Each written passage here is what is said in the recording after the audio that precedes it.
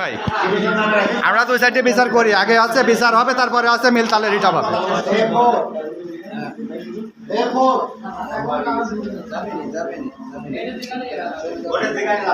কুমারখালী আগতর্ক সমগ্র বাংলাদেশের কুমারখালী থানা রাজশাহীর একটা গাড়িতে সমস্যা হওয়ার কারণে একটা সমাধানে বসছি, সেখানে একটা সমাধান চলছে, দেখি কি সমাধান আসে।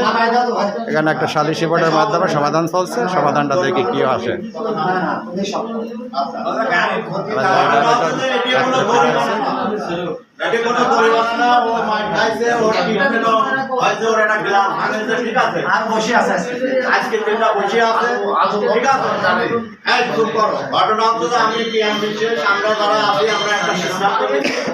এটা সবাই মানিয়ে নিয়ে তোমরাও আমাদেরই লোক।